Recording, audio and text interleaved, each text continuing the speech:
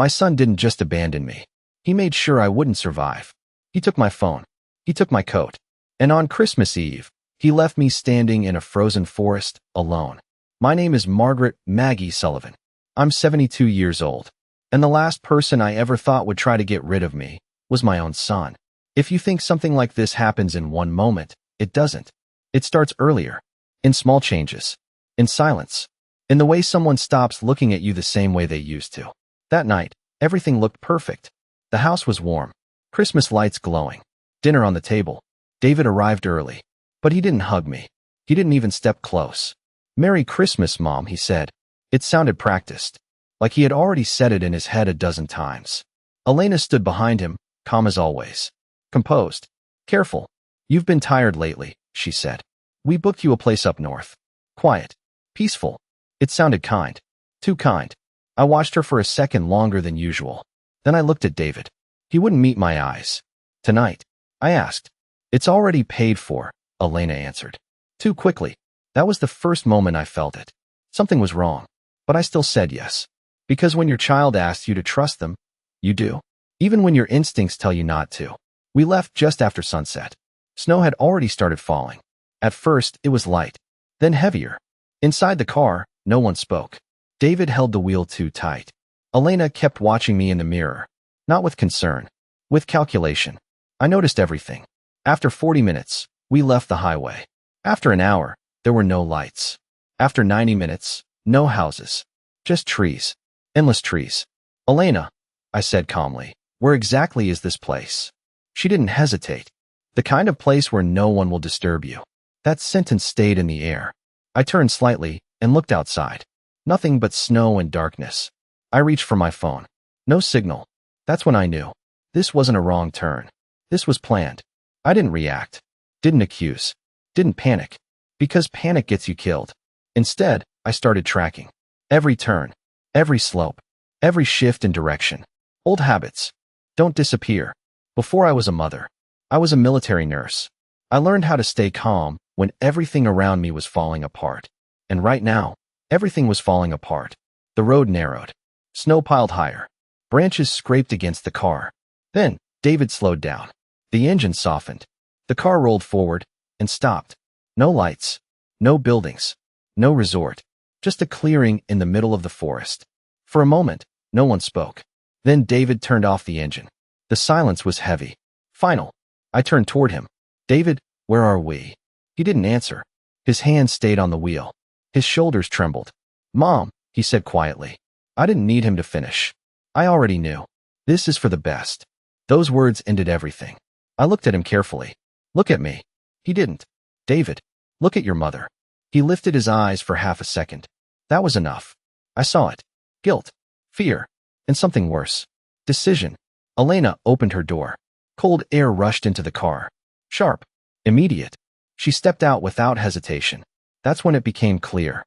This wasn't a mistake. This wasn't fear. This was a plan. Every mile. Every second. Planned. I reached for the door. Not because I wanted to get out. Because I refused to be pushed. I stepped into the snow. The cold hit instantly, cutting through my clothes. Behind me, Elena spoke. Flat. Controlled. "Margaret, you've lived a long life." I turned slowly. And in that moment, she wasn't family anymore. I looked at David one last time. He still couldn't face me. And that told me everything. They believed this was the end. That the cold would take me. That the forest would erase me. That no one would ever know. I stepped back. Closed the door. The engine started again. The car began to move. And I stood there, alone in the snow. I didn't scream. I didn't beg. I didn't break. Because in that exact moment, I realized something they didn't. They had planned how to get rid of me. But they had no idea who they had just left behind. And as their car disappeared into the darkness, I whispered one sentence. "You should have made sure I wouldn't survive." Because they didn't understand my past. They didn't understand what I've lived through. And they definitely didn't understand what I would become if I made it out alive. The moment their car disappeared, the silence hit harder than the cold. No engine. No voices. No second chance.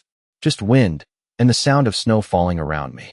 I stood there for a few seconds, watching the direction they had gone, even after I couldn't see the road anymore. Not because I hoped they would come back. Because I needed to remember. Direction matters when you're alone. especially when no one is coming for you. The cold started working immediately. Not slowly, not gently. It went straight through my clothes, into my skin, into my bones. My fingers stiffened first, then my toes. I looked down at myself. No proper coat, no gloves, no phone. They didn't just leave me. They prepared me to die. I bent down and picked up the only thing they hadn't taken seriously. My wallet. It had fallen into the snow when Elena threw it out of the car. My hands shook as I brushed it clean. Not because I cared about the money. Because inside, there was a photo of Paul. My husband. The man who built everything we had with his own hands. I held that photo for a second longer than I should have. Then I put it back. This wasn't the moment to break. This was the moment to survive. I took a slow breath. In through the nose. Out through the mouth. Control the body. Control the mind. Panic is what kills you first. I looked around. Trees in every direction. No lights. No sound except the wind. Snow was already starting to cover the ground where I had been standing. Even the tire tracks were fading.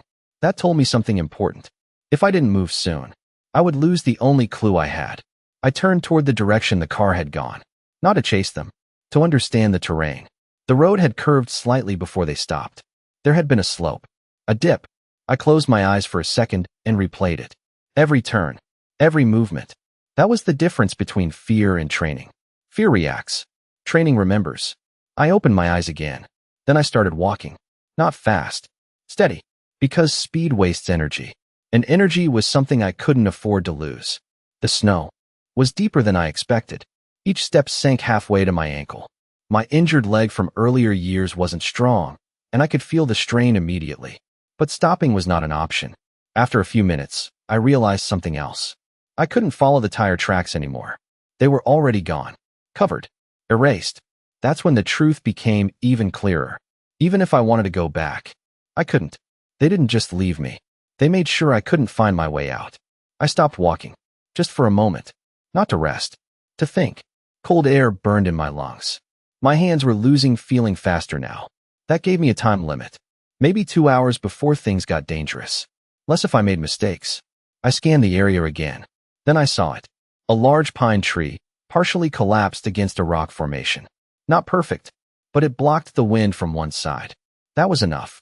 I moved toward it and dropped to my knees. The snow soaked through instantly. I ignored it. I started clearing space under the branches, pulling away loose snow, breaking small twigs, gathering anything dry I could find beneath the surface. Because in winter, the top layer lies. Everything useful is underneath. My hands hurt now. Sharp pain. Then dull. Then almost nothing. That scared me more than anything. I worked faster, breathing harder, thinking clearly. Then I reached into my pocket and felt it. Cold metal. Paul's old lighter. They didn't take it because they didn't think it mattered. That was their second mistake. I struck it once. Nothing. Twice. A spark. Third time, flame. Small. Weak. But real. I shielded it with both hands, feeding it dry bark and needles, careful not to smother it. After a few seconds, it grew. Not big, but enough. Enough to fight the cold. Enough to keep me alive. I sat close to it, pulling my knees in, trying to hold what little heat I could. The wind howled around the tree, but inside that small space, I had something they didn't expect me to have. Time. I closed my eyes for a moment. Not to sleep, just to think. They believed I would freeze. They believed the forest would finish the job. They believed no one would ever know. But they forgot one thing. They forgot who I used to be. And sitting there, in the cold, with a weak fire in front of me and nothing else left, I made a decision. I wasn't just going to survive. I was going to come back. And when I did, they wouldn't be ready. The fire didn't make me safe. It just made me harder to kill. I sat under the pine, watching the flames fight the wind, knowing one mistake could end everything. Cold doesn't rush you. It waits. It seeps in quietly until your body forgets how to fight it. I flexed my fingers again. Slower now. Stiffer. That was the first warning. If I lost control of my hands, I wouldn't be able to keep the fire alive. And without the fire, I wouldn't last the night. So I forced myself to move. Not far. Just enough to keep blood moving.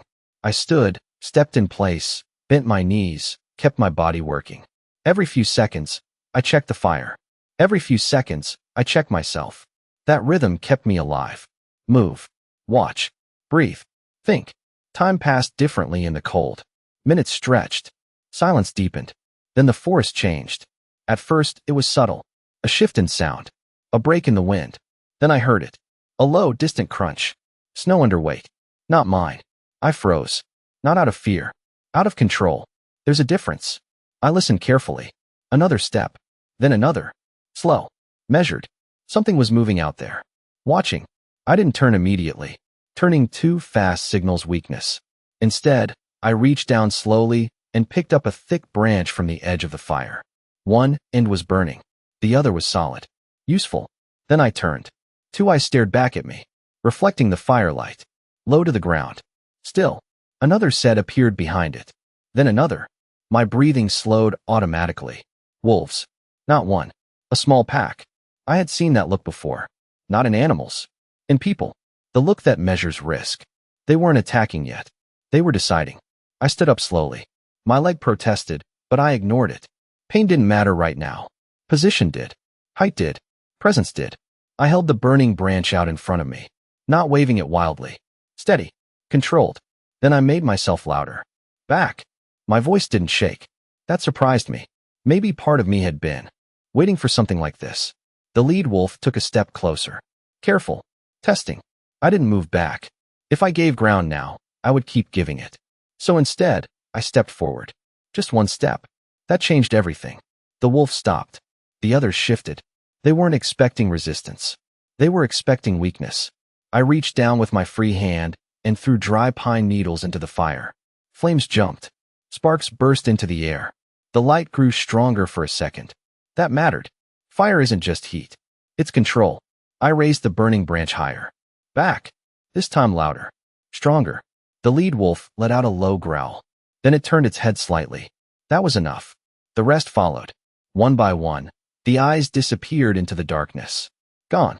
Just like that. But I didn't relax. Not yet. Predators leave. Then they come back. I stayed standing for another minute. Then two. Listening. Nothing. Only wind again. Only snow. Only silence. I lowered the branch slowly and sat back down. That's when the shaking hit. Not fear. Release. My body catching up to what just happened. I leaned closer to the fire, holding my hands near the flame. They hurt again. That was good. Pain meant circulation. Pain meant I was still here. I looked out into the dark forest. That had been the first real test. Not the cold. Not the betrayal. The moment where something decides if you're prey. And I didn't break. That mattered more than anything. Because now I knew something for sure. I could survive this. Not easily. Not comfortably. But I could. I adjusted the fire again, feeding it carefully, making sure it would last. Then I leaned back against the tree. I didn't sleep. Sleeping was dangerous. Instead, I rested my eyes for seconds at a time. Listening. Counting my breaths. Tracking time the only way I could. The cold pressed in again. Relentless. Patient. But now, it wasn't the only thing fighting. Because somewhere between the moment they drove away and the moment those wolves stepped back, something inside me changed. I wasn't just trying to stay alive anymore. I was preparing to come back. And when I did, this night wouldn't be forgotten. It would be remembered. I didn't realize when the night ended. Only that the darkness got thinner. The wind softened just enough for me to hear something new. Silence. Not the heavy silence of night. The empty silence of morning. I opened my eyes slowly. The fire had burned low, but it was still alive. So was I? That alone meant I had already beaten the odds. But surviving the night wasn't winning. It was just the beginning. The real danger starts after. Because once your body cools down, once your energy drops, every mistake becomes fatal. I pushed myself up carefully. My muscles were stiff. My joints slow. I forced movement back into my body. Small steps, controlled breathing, steady focus. Then I looked around. The forest was clearer now. White in every direction. Endless. No road in sight. No tracks. Nothing to guide me out. That meant one thing. I couldn't wait for help. No one was coming. I had to move. I kicked snow over the fire, burying the last of it. Smoke is visible. Smoke means attention. And I wasn't ready to be found. Not yet. I stepped away from the tree line and picked a direction. Not random. I remembered the slope from last night. The road had dipped slightly before the car stopped. Water flows downhill. So do roads. I started moving that way. Slow. Careful. Every step tested before I shifted my weight. The snow looked soft, but winter lies. What looks solid can break. What looks safe can collapse. I used a branch as a probe, pressing ahead before stepping forward. That decision saved my life. Because 10 minutes later, the ground disappeared. My right foot punched straight through the snow. Then my entire body dropped. I hit hard. Cold exploded around me. For a second, I couldn't breathe. Then the pain came. Sharp. Immediate. My left leg twisted beneath me. I tried to move and couldn't. That's when I understood. I was trapped. Half my body was inside a narrow ice break, hidden under the snow. My leg was wedged between rocks. If I pulled wrong, I could break it. And if I broke it, I wouldn't leave this forest alive. For the first time since they left me, fear hit. Not panic. Real fear. The kind that doesn't scream. The kind that whispers one truth. This is where it ends. I closed my eyes for 1 second. Just one. Then I forced them open again. No, not here. Not like this. I adjusted my position slowly, testing the pressure, the angle. Pain shot through my leg again. Bad, but not broken. That was enough. I reached for the branch I had dropped, pulled it closer, wedged it under the ice edge. Then I stopped. Think first. Move second. That's what kept people alive. I shifted my weight slightly, taking pressure off the trapped leg. Then I pushed. Nothing. Again.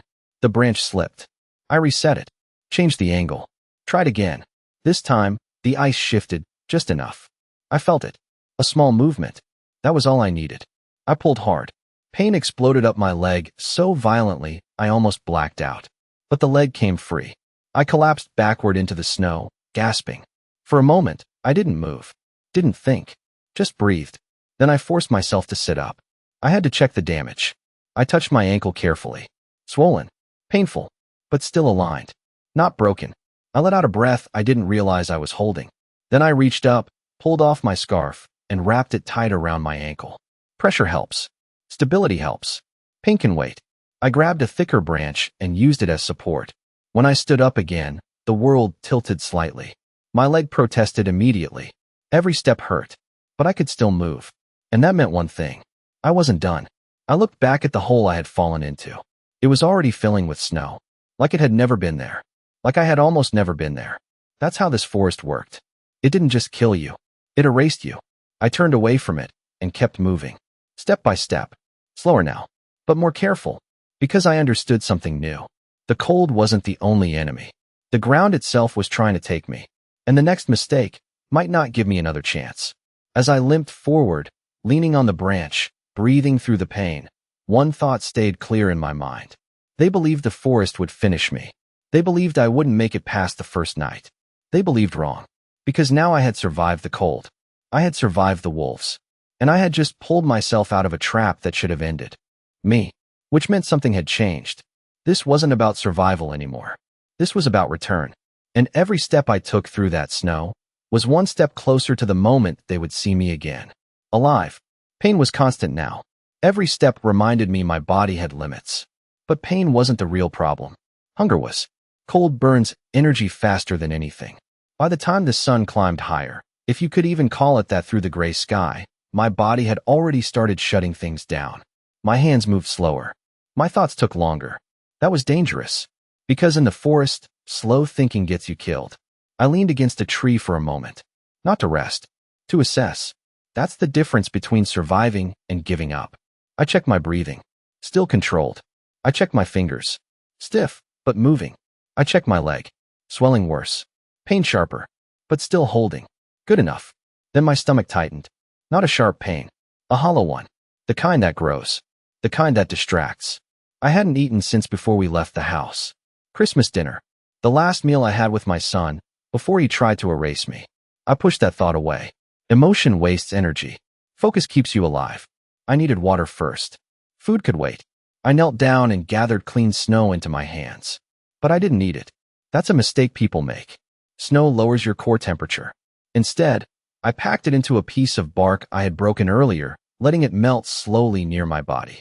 Drop by drop. Slow. Controlled. That's how you survive longer. I drank just enough to keep my mouth from drying out. Then I stood again. And that's when I saw it. A cluster of berries. Bright red against the white snow. Easy to see.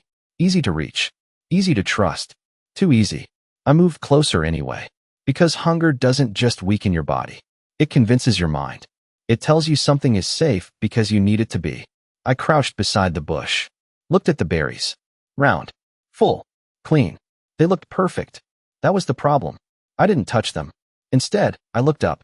Watched the branches above. Listened. Waited. A few seconds passed. Then I saw it. Birds. Small ones. Moving between branches. Pecking at. Bark. Scratching at frozen ground. But not touching the berries. Not even once. That was enough. I stood up immediately and stepped back. That decision saved my life. Because in the forest, poison doesn't always look dangerous. Sometimes it looks like the answer. I kept moving. Slower now. More careful. The hunger stayed with me. It didn't go away. It followed. Quiet. Persistent. Then something else came with it. Memory. David sitting at the kitchen table, staring at numbers he wouldn't explain. Elena standing behind him, calm, whispering things I couldn't hear. Bills arriving more frequently. Calls he stopped answering. And one night, papers left on the printer. I wasn't supposed to see them. Loan drafts. Property valuations. My house listed as an asset. My house. The one Paul and I built. The one I never signed over. That was when I understood. This wasn't just about me being a burden. This was about control, money, ownership, and me being in the way. 1 week later, I called Arthur Vance. I didn't accuse anyone. I didn't explain everything. I just asked one question. If something happens to me, who owns the house? Arthur didn't hesitate. You do, Maggie. Through the trust. And unless you say otherwise, that won't change. That was when I made my move. Quietly. Legally. Completely. Back in the forest, I stopped walking again. Not because I was tired. Because I understood something clearly now. They didn't just want me gone. They needed me gone. Because as long as I was alive, they had nothing. I looked out across the trees. Snow still falling. Wind picking up again. My body weak. My leg injured. My stomach empty. But my mind clear. For the first time since they left me, I wasn't thinking about surviving. I was thinking about returning. Because the moment I stepped back into that house, everything they believed would collapse. And suddenly, the hunger didn't feel like weakness anymore. It felt like fuel. I tightened my grip on the branch I was using as support, adjusted my weight, and took another step forward. Slow, painful, certain, because I wasn't just walking out of that forest. I was walking back into their lives. And when I got there, they wouldn't be ready for what I had become. By the time the light started fading again, I knew I was running out of time. Not the kind you measure with a clock. The kind your body decides for you. My steps were slower now. Not because I wanted them to be. Because they had to be. Every movement cost more. Every breath felt thinner. The cold had settled deeper. Past my skin. Past my muscles. Into something harder to fight. I leaned heavily on the branch I was using as support, dragging my injured leg forward one step at a time. The forest hadn't changed. Still white. Still endless. Still silent. But something inside me had. The determination was still there. The focus too. But now, my body was starting to fall behind my mind. That's when it gets dangerous. Because you can think clearly and still die. I stopped for a moment and listened. Not because I heard something. Because I needed to stay aware. The wind had picked up again. Snow started falling harder. Not a storm yet, but enough to erase signs. Enough to bury tracks. Enough to hide everything, including me. I couldn't let that happen. I pushed forward again. Then I saw it. Not clearly at first. Just a break in the pattern. The trees shifted. The ground looked slightly different. I narrowed my eyes and moved closer. A path. Faint. Narrow. But real. Not natural. Pressed down slightly under the snow. A trail. Not a main road. But something used. That was enough. I felt something rise in my chest. Not relief. Hope. Small. Fragile. But real. I adjusted my direction and followed it. Slow. Careful. Because trails can disappear as quickly as they appear. The light dropped faster now. Gray turning darker. Cold tightening around everything. I kept moving. Step. Pause. Step. Breathe. Then a sound. Low. Distant. I froze. Listened. There it was again. Not wind. Not animals. Something mechanical. My heart started beating faster. Engine. I turned my head, trying to find the direction. The sound came again. Closer now. I stepped forward too quickly. My leg gave out. And suddenly, I was on the ground. Hard. The impact knocked the air out of me. For a second, I couldn't move. Couldn't breathe. Couldn't think. Snow hit my face. Cold. Sharp. Real. Move, I whispered. Nothing. Move. My body didn't respond. That was the moment. The most dangerous one so far. Not the wolves. Not the fall. This. When your body decides it's done. When it tells you to stop. To rest. To give in. Because rest feels warm. Safe. Final. I closed my eyes for half a second and saw something I hadn't allowed myself to see. David. As a child. Laughing. Running across the yard. Calling me mom, like it meant everything. Then that image shifted. To him in the car. Hands on the wheel. Not looking at me. Driving away. That was enough. I forced my eyes open. No, I rolled onto my side. Pain hit instantly. Good. Pain means you're still here. I planted the branch into the snow. Pushed. Slow. Unsteady. But rising. I stood up again. Barely. But upright. Then the sound came back. Louder now. Closer. An engine. I turned toward it. Stepped onto the trail again. And this time, I didn't stop. I moved forward as fast as I could. Ignoring the pain. Ignoring the cold. Because this might be the only chance. The trail curved slightly. Then opened. And I saw it. Headlights. Cutting through the falling snow. A truck. Large. Old. Moving slowly down the path. For a second, I thought I was imagining it. Then the lights hit me directly. Bright. Blinding. Real. I stepped into the middle of the trail. Raised both arms. And waited. The truck didn't slow immediately.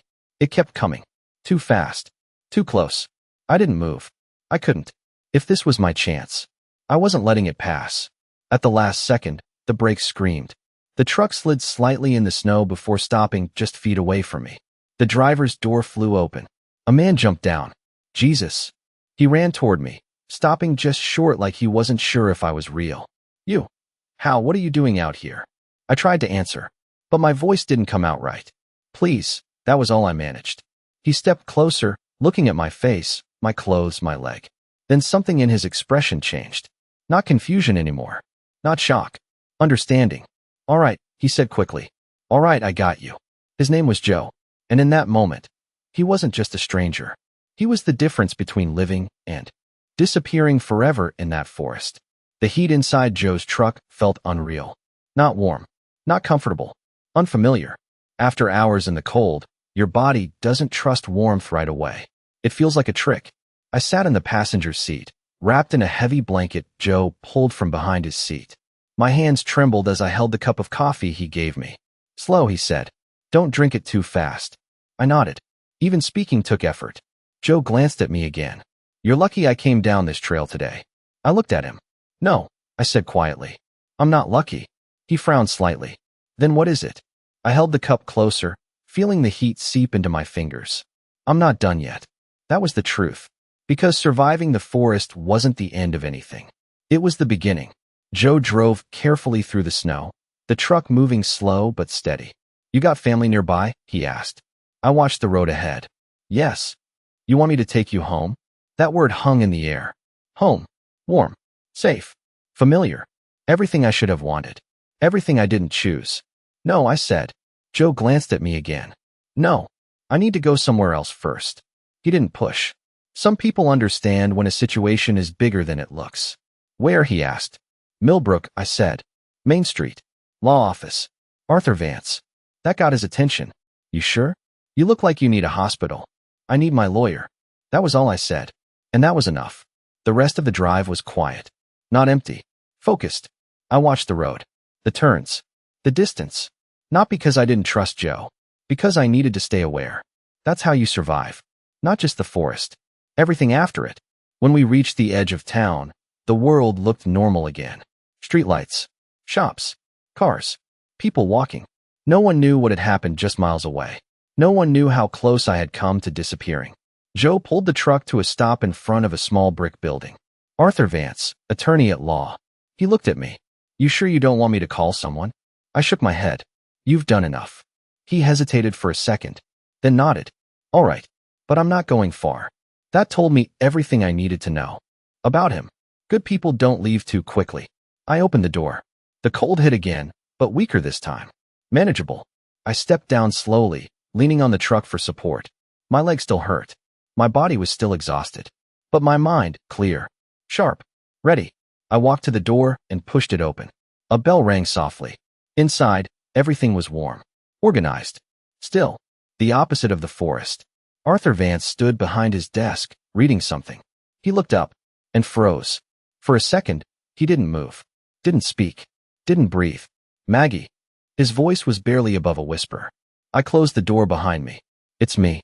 He stepped forward quickly, eyes scanning me, my clothes, my face, my condition. What happened? That question carried more than concern. It carried recognition. Because Arthur wasn't just a lawyer. He was the only person I trusted with the truth.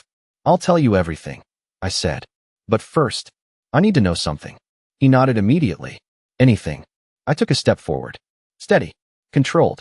If something had happened to me last night, I held his eyes. Who owns the house? Arthur didn't hesitate. You do. Still. Yes. Completely. Through the trust. Nothing changes without your approval. I nodded once. That was all I needed. Because in that moment, everything became clear. David and Elena didn't just try to get rid of me. They tried to remove the only thing standing between them and everything they wanted. And they failed. Arthur stepped closer. Maggie, what did they do? I looked at him. And this time, I told him. Everything. The drive. The forest. The cold. The wolves. The fall. The moment my own son chose to leave me behind. Arthur didn't interrupt. Didn't speak. But when I finished, his expression had changed. Not shock. Not disbelief. Anger. Controlled. Precise. The kind that moves things. We call the police, he said immediately. I shook my head. No, he frowned. No. No police. Not yet. Maggie, this is attempted murder. I know. Then why? Because prison isn't enough. That stopped him. I stepped closer. They thought if I disappeared, they would get everything. Arthur said nothing. They planned this, I continued. Every mile. Every step. He nodded slowly. Yes. Then I want them to feel it. Feel what? I held his gaze. The moment everything disappears. Silence filled the room. Then Arthur exhaled slowly. What do you need from me? I didn't hesitate. Everything locked down. The accounts. The house. The trust. All of it. He nodded. Done. And Arthur? Yes. I turned toward the window, looking out at the quiet street. They think I'm dead. He followed my gaze. Yes. Good. I looked back at him. Let them believe that, just a little longer. Because the most powerful moment wasn't surviving the forest. It was what came next. The moment I walked back into their lives. Alive. And took everything back. For 3 days. I didn't exist. That wasn't an accident. That was strategy. Arthur handled everything quietly. Accounts were frozen. Access was restricted. Notifications were prepared but not sent. We didn't move too fast. Because the moment had to be right. The impact had to land. During those 3 days, I stayed out of sight. Not hiding. Preparing. A doctor came to Arthur's office late that first night. Checked my leg. Not broken. Bad sprain. Deep bruising. He wrapped it tight. Gave me instructions, told me to rest. I listened. But I didn't rest. Not really. Because rest is something you earn after the fight. And I wasn't done fighting. Joe checked in once. Didn't ask questions. Just made sure I was still there. Still alive.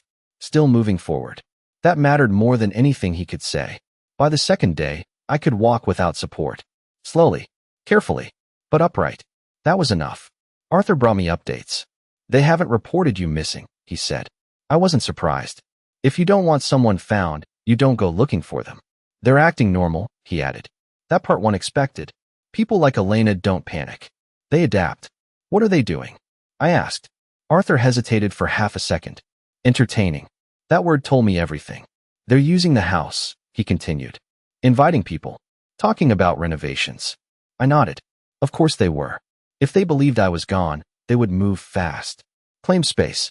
Establish control. Rewrite the story before anyone could question it. Good, I said. Arthur looked at me. Good. Yes. Because the more comfortable they became, the harder the fall would be. On the third evening, everything was ready. Arthur stood across from me, holding the final set of documents. All legal access is locked, he said. They can't move money. They can't sell anything. And once this is delivered, they lose the house. I finished. Yes. I took a slow breath. Not from fear. From clarity. This wasn't about anger anymore. This was about control. I looked down at my hands. They were steady. No shaking. No hesitation. That told me something important. I wasn't reacting. I was choosing. What time? I asked. Arthur checked his watch. They have guests arriving at 7. I smiled slightly. Perfect, because nothing exposes truth faster than witnesses. We arrived just after dark. The house looked exactly the same from the outside. Lights glowing, windows bright, warm, inviting, like nothing had changed. But inside, everything had already shifted. I could hear voices before we even reached the door. Laughter, glasses clinking, music playing. I stopped for a moment at the bottom of the steps. Not because I was unsure, because I needed 1 second. Just one, to remember what this place used to mean. Christmas mornings. Paul's voice. David as a child running down those steps. That life was gone. This was something else now. I walked up the steps. Arthur stayed just behind me. I reached for the handle. Cold metal. Familiar. Then I opened the door. The sound hit first. Laughter stopped mid-sentence. Music cut off halfway through a note. Glasses paused in the air. Silence spread through the room like something alive. I stepped inside. Slow. Controlled. Deliberate. Every eye turned toward me. One by one. Then all at once. David was standing near the center of the room. A glass in his hand. It slipped. Shattered on the floor. Elena stood near the fireplace. Wearing my necklace. Holding my space.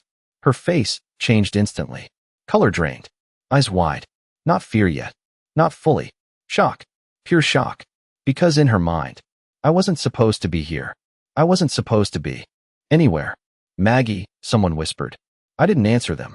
I kept my eyes on David. Then Elena. Then back to David. Evening, I said calmly. My voice didn't shake. Didn't break.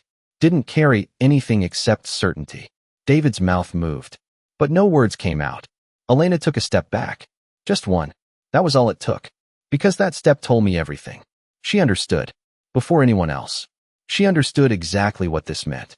I walked further into the room. Guests moved aside without being told. No one wanted to be in the middle of what was about to happen. I stopped in the center, right where David had been standing. And for a moment, no one spoke. No one moved. No one breathed. Because the dead don't walk through doors. But I just did. And in that silence, in that exact moment, everything they believed started to collapse.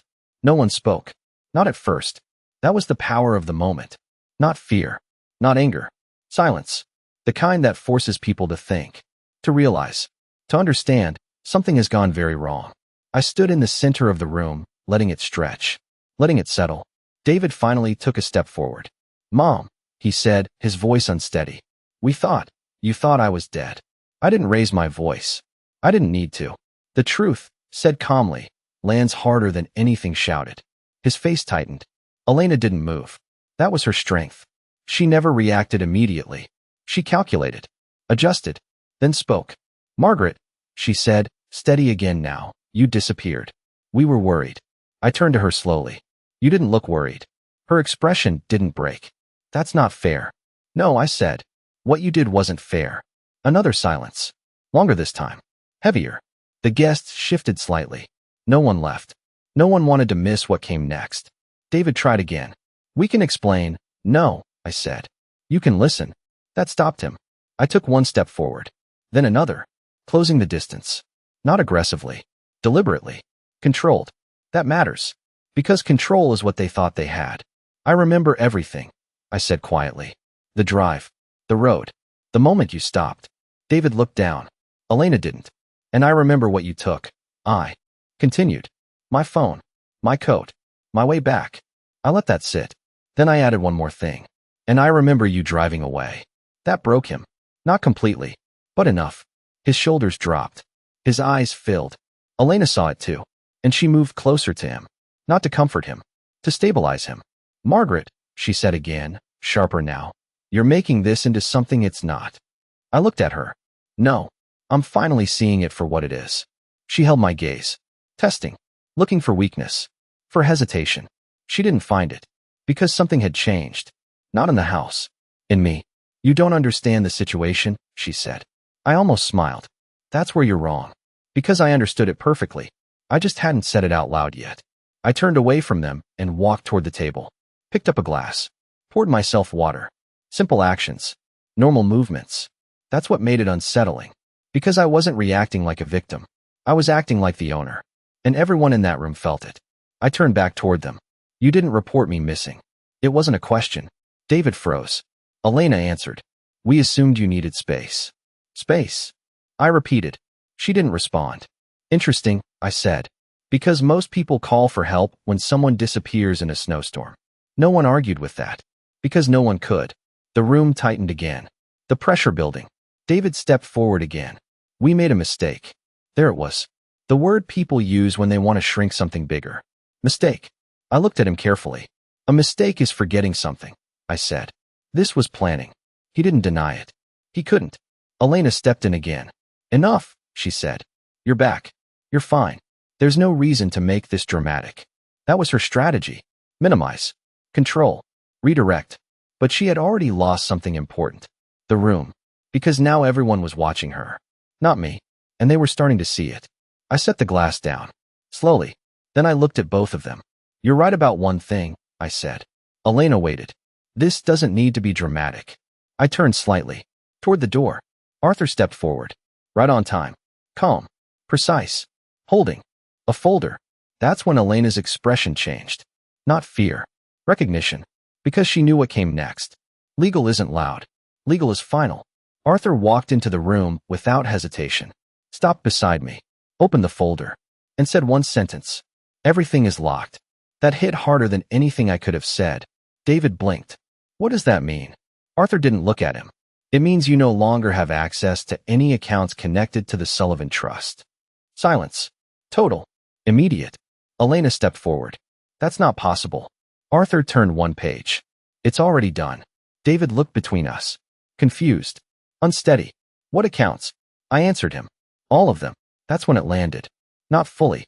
Not yet. But enough. Because the night wasn't about shouting. It wasn't about revenge.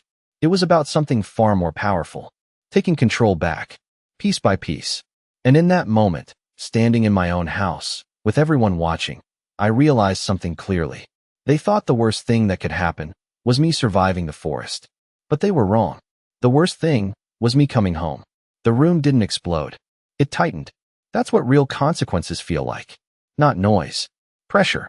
David looked at Arthur, then at me, trying to understand what had just shifted. What do you mean all accounts? He asked. Arthur didn't rush. He never did. Every financial asset connected to the Sullivan family trust, he said evenly. Checking accounts, investment portfolios, corporate holdings, and property access. Elena stepped forward immediately. That's not accurate, she said. David has full access. He's always had full access. Arthur turned a page. Access is not ownership. That sentence changed the room. You could feel it. Because it exposed something simple. Something dangerous. They had been using things they didn't actually own. David blinked. That doesn't make sense, he said.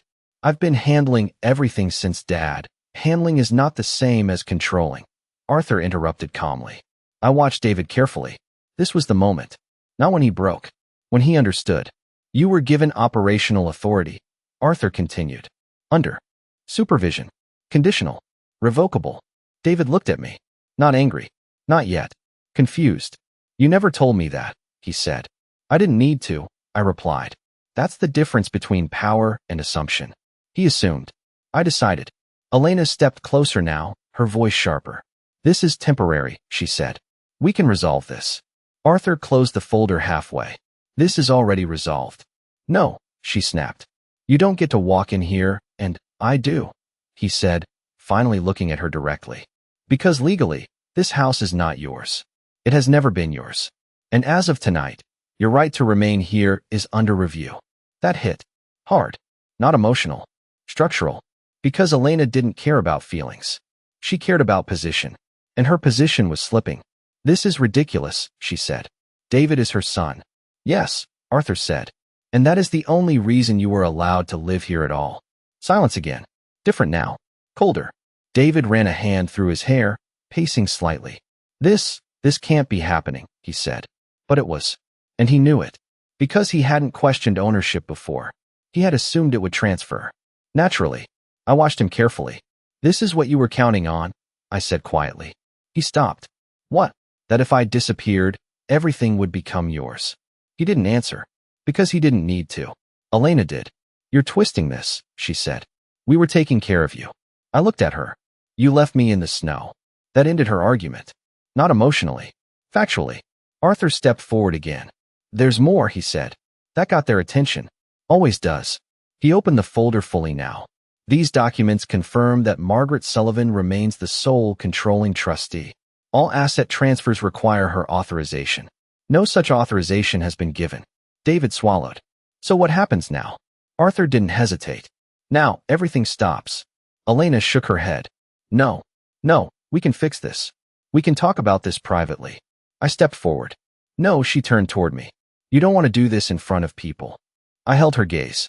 I didn't choose the audience. She looked around the room. Guests still standing.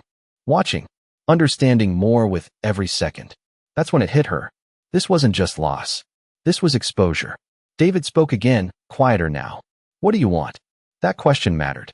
Because it assumed I was asking. I wasn't. This isn't about what I want, I said. Then what is it? It's about what you try to take. Silence. Then I said it clearly. You tried to remove me, to gain control. He shook his head. No, you drove me into a forest, I said. You took what I needed to survive. And you left.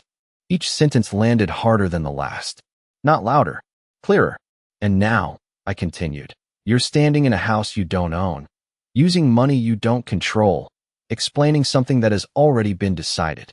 Arthur closed the folder. That sound echoed. Soft. Final. Elena Sullivan, he said, you are no longer authorized to access any financial instruments under the trust. Any attempt to do so will be recorded and prosecuted. She stared at him, then at me, then back at him. And for the first time, she didn't respond.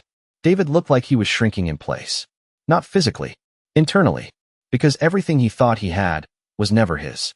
I stepped back slightly, not retreating, resetting, because this wasn't the end. Not yet. This was just the moment they realized something simple. They didn't lose control tonight. They never had it.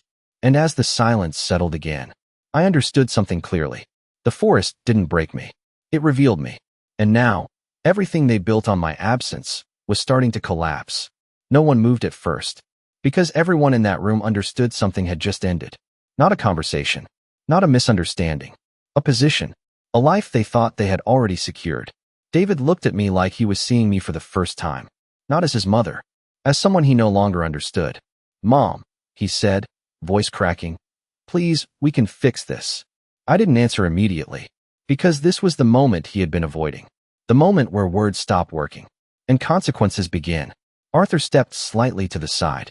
That was the signal. Two men entered quietly from the front hallway. Security. Professional. Silent. Focused. Elena noticed them first. Her posture changed instantly. What is this? She demanded. Arthur didn't raise his voice. This is the next step. David looked between all of us. What next step? Arthur turned toward him. The termination of your residency. That hit harder than anything before. Not money. Not access. Home. Because people can rebuild finances. They don't rebuild losing a place to stand. Elena laughed once. Sharp. Disbelieving. You can't remove us from our own house. Arthur met her gaze. It is not your house. Silence again. This time, heavier. David shook his head slowly. No, this isn't real. I finally stepped forward. This is exactly real. He looked at me. Desperate now. This is my home. No, I said. It's where I allowed you to live. That difference broke something inside him. You could see it. The realization. Not sudden. Not explosive. Slow. Crushing. Arthur continued. You will be given time to collect personal belongings. Essential items only. No financial documents. No valuables connected to the trust. Elena stepped forward. Anger replacing calculation. This is illegal. Arthur didn't react. It is documented. You're making a mistake, she said. I looked at her. No, I replied. You made one. She froze. Because she understood exactly what I meant. David stepped closer to me. Not aggressive. Not confident. Broken. Mom, I didn't think. That's the problem, I said quietly. You stopped thinking a long time ago. His face tightened. I was under pressure. We all are, I said. I didn't mean for it to go this far. You drove me into the forest, I said. It already went that far. That ended it. He had nothing left to say, because there is no explanation for that. Only acceptance. Elena turned away, pacing once, then stopping. You don't have the strength to follow through with this, she said suddenly. I looked at her. Calm. Steady. I already did. Arthur nodded toward the security team. Begin. That was it. No dramatic countdown. No shouting. Just action. They moved toward David and Elena. Not aggressively. Firmly. Controlled. Please gather your belongings, one of them said. David didn't move at first. Then slowly he did. Elena followed. Faster. Angrier. They disappeared down the hallway. The room remained silent. Guests still watching.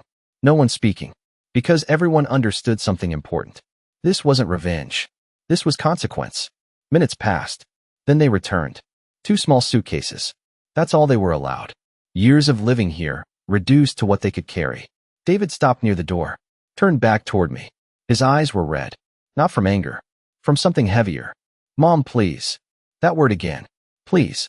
It sounded different now. Too late. I didn't move. Didn't step closer. Didn't soften. Because this wasn't the moment to comfort. This was the moment to close. You left me in the cold, I said quietly. He swallowed. I know. And now, I continued, you're standing here, asking me for warmth. Silence. Then I said the only thing that mattered. I don't have that for you anymore. That was the truth. Not cruel. Not loud. Final. Elena opened the door. Cold air rushed in again. Just like before. But this time, they were the ones facing it. They stepped outside. Snow falling steadily now. The same snow. The same night. Different side of the door. David hesitated once. Looked back. But I didn't. Because some doors don't reopen. The door closed behind them. Slow. Controlled. Certain. And just like that, the house was quiet again. Not empty. Restored. Because for the first time since that night began, everything was back where it belonged. And for the first time, they understood exactly what it felt like to be left outside. The house felt different after they left. Not quieter. Clearer. For the first time in a long time, nothing felt forced. No tension in the walls. No silence waiting to break. Just space. Real space. I stood in the living room for a while after the door closed. Not moving. Not thinking. Just standing. Because moments like that don't end all at once. They settle. Slowly. Like snow after a storm. Arthur stayed near the doorway, watching me carefully. You did the right thing, he said. I didn't answer immediately. Because right isn't always simple. And it isn't always clean. I did what needed to be done, I said finally. That was more accurate. Joe stopped by later that night. He didn't knock loudly. Didn't ask questions. Just stepped inside when the door opened and looked around like he was making sure everything was still standing. You okay? He asked. I nodded. Yes. And for the first time since the forest. I meant it. The next few days passed quietly. No shouting. No chaos. Just adjustments. Arthur finalized the legal structure. Everything was secured. Untouchable. Exactly how it should have been from the beginning. David and Elena didn't come back. Not to argue. Not to apologize. Not to fight. They understood. Some lines don't get crossed twice. I heard things, of course. People talk. Elena lost access to everything she depended on. No accounts. No support. No shortcuts. David, he disappeared into the kind of life he used to avoid. Small jobs. Temporary places. No stability. No control. For a long time, I expected to feel something about that. Anger. Satisfaction. Maybe even regret. But I didn't. Because the forest had already taken what needed to be taken. Not from them. From me. It took fear. It took hesitation. It took the part of me that believed love meant ignoring truth. And it replaced it with something stronger. Clarity. Weeks passed. Then months. Winter slowly gave way to spring. And with it, something else changed. The house. I stopped thinking of it as something to protect. And started thinking of it as something to use. For something better. Arthur helped me set it up properly. Legally. Structurally. Completely. By the time summer came, the Sullivan house wasn't just a home anymore. It was a place for people like me. People who had been left behind. Ignored. Pushed aside. Not because they were weak. But because someone else decided they were no longer useful. We didn't call it a shelter. We called it a residence. Because dignity matters. Every room filled slowly. Stories came with them. Different lives. Same ending. Until now. Joe visited often. Always with something small. Coffee. Tools. Sometimes just time. He never said much. But he didn't need to. People who show up don't need explanations. One evening, almost a year after that night, I sat near the window. Snow had returned. Not as a threat. Just as weather. I held Paul's photo in my hand. Same picture. Same smile. I made it back, I said quietly. Not to the house. To myself. Because that's what the forest really took from me. And what I had to fight to get back. I thought about David. Not as the man who left me, but as the boy he used to be. And for the first time, I let that version of him go. Not with anger. With acceptance. Because holding on would only keep me in that night. And I had already walked out of it. I stood up slowly and walked toward the door. The same door they had walked out of. The same one I had closed behind them. I opened it. Cold air came in. Clean. Sharp. Honest. I stepped outside for a moment. Just long enough to feel it. Then I looked back at the house. Lights on. Voices inside. Life. Real life. Not built on fear. Not built on control. Built on something they never understood. Respect. I stepped back in. Closed the door. And this time, it wasn't about shutting someone out. It was about protecting what I had rebuilt. Because I didn't win that night. I didn't get revenge. I didn't prove anything. I simply survived. And then I chose what came next. They left me in the forest to disappear. But I came back with something they never had. Control. Clarity. And a life that no one could take from me again.